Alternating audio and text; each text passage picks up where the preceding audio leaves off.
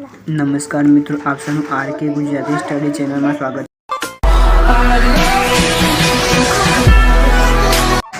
ધોરણ 6 હિન્દી વિદ્યા સત્ર પ્રકરણ 3 જરા મુસ્કુરાઈએ સ્વાધ્યાયના પ્રશ્નોના જવાબો જોવાના છીએ આપણે।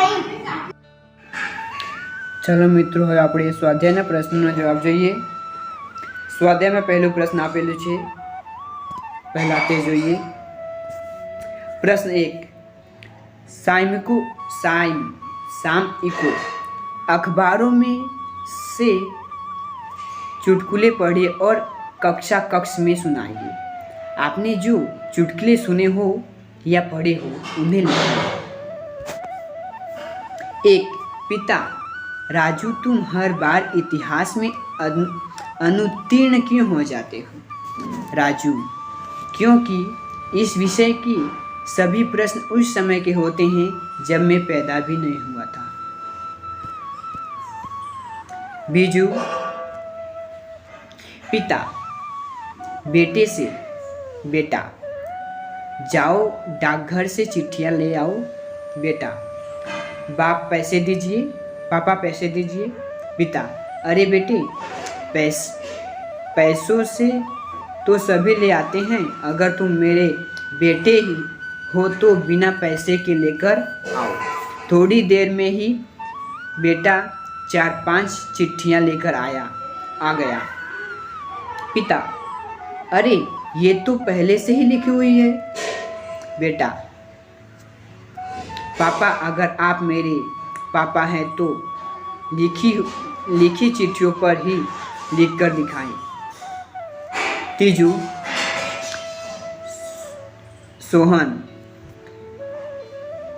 सोनल बताओ, अक्ल बड़ी या भैंस? सोनल, भैंस पहले दोनों के जन्मदिन बताओ, तभी तो पता चलेगा कि कौन बड़ा। चौथू, टीचर, जहाँ बहुत बारिश होती है वह कौन सी चीज़ ज़्यादा पैदा होती है? छात्र, जी, कीचड़।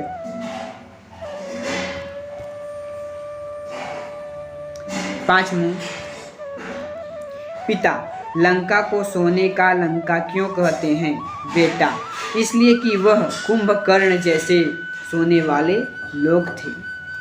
अंतिम, पहलवान से कमाई है।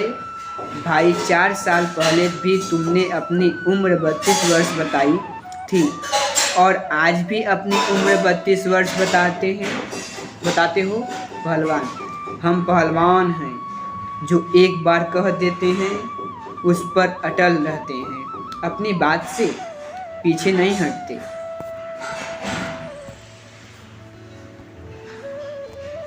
7, सुरेंद्र, नवीन इंसान की नज़र ज़्यादा तेज है या जानवर की? नवीन, जानवर की। सुरेंद्र, यह तुम कैसे कह सकते हो? नवीन, क्योंकि जानवर कभी चश्मा नहीं पहनते। 8वां, अंकल, आरती, तुमने अखबार वाले का बिल देखा? आरती, तुमने अखबार वाले का बिल देखा? आरती, अंकल, क्या शहर में लोग बिलों में भी रहते हैं? 9, नौकर, मालिक, आप एक साथ 2-2 रोटियां क्यों खाते हैं? मालिक, डॉक्टर ने मुझे डबल रोटी खाने को कहा है। 10वां, एक छोटी बच्ची ने टेलीफोन पर अपने पिताजी की आवाज़ सुनी, वह जोर से रोने लगी।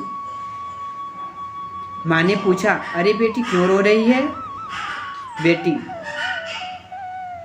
अब इसमें से पिताजी के निकलेंगे। 11वां, मालिक, नौकर से, तू कोई भी काम करने से पहले मुझसे पूछ लिया कर। थोड़ी देर बाद, नौकर, मालिक, रसोई घर में बिल्ली दूध पी रही है, क्या मैं उसे भगा दूं? 12वां, सुशील, मेरे पिताजी जब माचिस की डिबिया खरीदते हैं तो सारी तीलियां गिनते हैं कि कहीं कम न हो। गीता, मेरे पिताजी माचिस की डिबिया खरीदते हैं तो सारी तीलियां जलाकर देखते हैं कि कोई तीली खराब नहीं है। प्रश्न बीजो જોઈએ। निम्नलिखित परिच्छेद में से मुहावरे दिए गए और उनके अर्थ देखकर वाक्य प्रयोग कीजिए। रमेश पढ़ाई में होशियार लड़का है, इसलिए रमेश पिताजी आंखों का तारा है। इस साल रमेश ने कमर कस के परीक्षा की तैयारी की थी। जब वह परीक्षा देने गया तो उसका ईद का चांद मित्र महेश का नंबर भी उसके नज़दीक था। महेश आस्तीन का सांप निकला और वह अध्यापक की नज़र चुरा के रमेश की कॉफ़ी में से नकल कर रहा था। उस वक्त अध्यापक ने देखा और वे आग बबूला हो गए।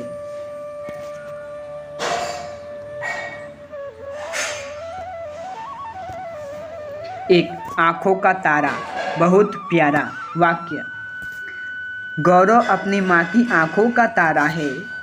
बीजू, कमर कसना, अच्छी तरह तैयारी होना। वाक्य, मैंने भी प्रतियोगिता में जीतने के लिए कमर कस ली है। ईद का चांद होना, बहुत दिन बाद मिलना। वाक्य, आजकल तुम ईद के चांद हो गए हो, दिखाई नहीं देते। चौथो, आस्तीन का सांप। कपटी मित्र बनकर शत्रु जैसा व्यवहार करना। वाक्य, मैंने मनोज पर पूरा विश्वास किया लेकिन वह आस्तीन का सांप निकला। पांचवों, नज़र चुराना, किसी का ध्यान न जाए इस तरह काम करना। वाक्य,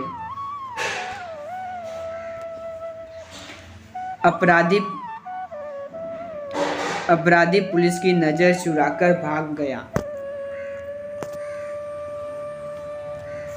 छठू, आग बबूला होना, बहुत क्रोधित होना। वाक्य, नौकर से गुलदस्ता टूट जाने पर मालिक आग बबूला हो गई। प्रश्न 3 જોઈએ મિત્રો। प्रश्न 3, रेखा के शब्दों के लिंग बदल कर वाक्य फिर से लिखिए। 1, मेरे दादाजी यात्रा पर गए हैं। जवाब, मेरी दादी जी यात्रा पर गई है। बीजू, एक आदमी ने मुझसे कहा, एक औरत ने मुझसे कहा। लेखक कहानी लिख रहा है, लेखिका कहानी लिख रही है। चौथू, मेरी मालकिन का स्वभाव बहुत अच्छा है। जवाब, मेरे मालिक का स्वभाव बहुत अच्छा है। पांचवू, बारिश को देखकर मोर नाचने लगा। जवाब, बारिश को देखकर मोरनी नाचने लगी। छठू, जंगल में शेर दहाड़ रहा है। जवाब, जंगल में शेरनी दहाड़ रही है। सातवां, सेठ दुकान में बैठा है, सेठानी दुकान में बैठी है। आठवां, अध्यापक पढ़ रहे हैं। जवाब, अध्यापिका पढ़ रही है। नौवां, पंडित रामायण सुनने लगे, पंडिताइन रामायण सुनने लगी है। 10, लड़का दुकान के पास खड़ा है, लड़की दुकान के पास खड़ी है। प्रश्न 4 જોઈએ। उदाहरण के अनुसार शब्द का 4 वाक्य में प्रयोग कीजिए। ઉપરનું જે પ્રશ્ન આપેલું છે આ પ્રશ્ન છે એનું 4 વાક્ય બનાવેલું છે તે નીચે આપેલું છે, જોઈએ આપણે જવાબ। 1, बाग में फूल होते हैं।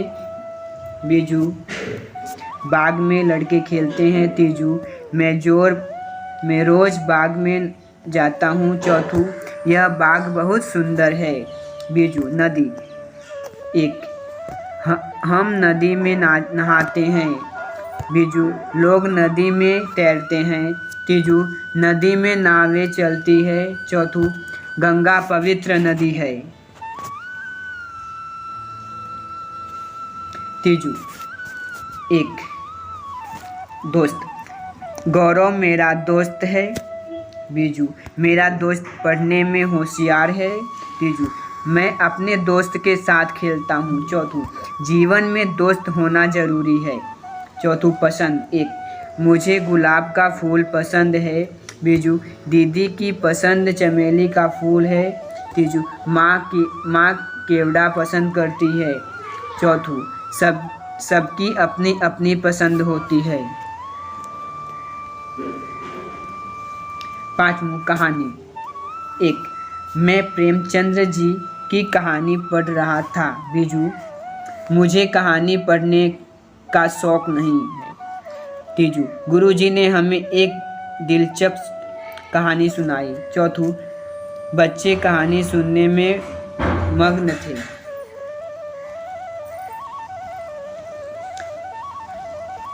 प्रश्न 5, कहावतों के अर्थ दिए गए हैं।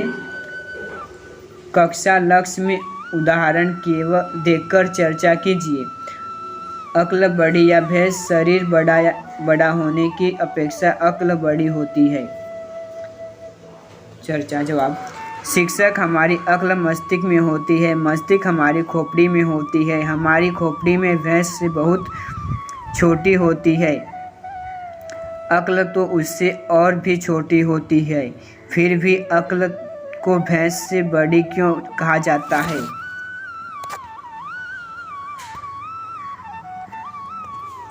एक विद्यार्थी, गुरुजी, कद में बड़े होने से ही कोई बड़ा नहीं हो जाता। रोग का एक कीटाणु छोटा होने पर भी हमें बीमार बनाकर कड़वी दवा खाने के लिए मजबूर कर देता है। इसी तरह अक्ल सूक्ष्म और अदृश्य शक्ति है। यह सारा ज्ञान विज्ञान मनुष्य की अक्ल का जलसा है। यदि भैंस में अक्ल होती तो वह पशु क्यों कहलाती? मनुष्य के पास अक्ल है, इसलिए वह भैंस को पालकर उसका दूध निकालता है। हाथी और शेर भी मनुष्य के वश में हो जाते हैं, इसीलिए मनुष्य की अक्ल को भैंस से बड़ा माना जाता है। शिक्षक हो इसलिए तो कहावत है, अक्ल बड़ी या भैंस। बीजू, आसमान से गिरा खजूर में अटका, एक के बाद एक विपत्ति में फैसना। जवाब। शिक्षक, गोपाल, क्या इस कहावत का तुम्हें कभी अनुभव हुआ है? गोपाल, हाँ गुरुजी, एक बार मेरे दादाजी बीमार हुए। उन्होंने अस्पताल में भर्ती कराकर पिताजी घर लौटे तो देखा कि बाथरूम में पैर फिसल जाने से दादी के हाथ और सिर में गहरी चोट आ गई।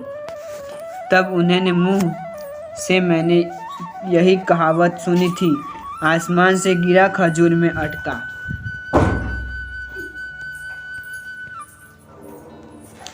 तीजू, आए थे हरि भजन को ओटने लगे कपास, अच्छा काम छोड़कर महत्वहीन काम में लग जाना। शिक्षक, धवल, क्या तुम इस कहावत का कोई उदाहरण दे सकते हो?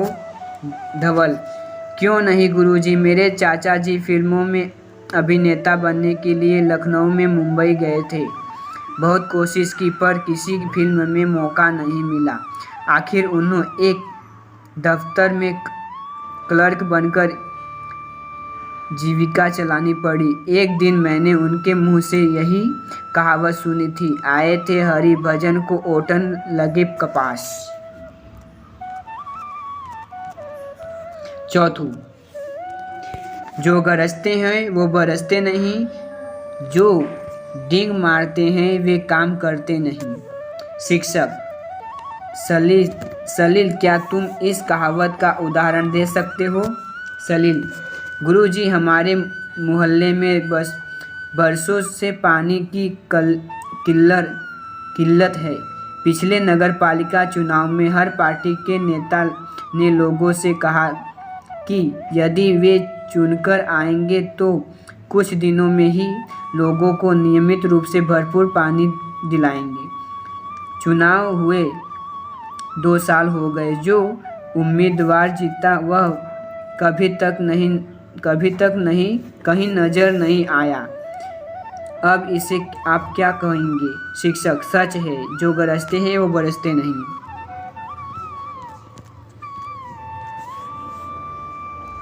5वां, जैसी करनी वैसी भरनी। जो जैसा करता है उसे उसके अनुसार फल भुगतान पड़ता है। शिक्षक, सूरज, क्या इस कहावत को तुम सच मानते हो? गुरुजी।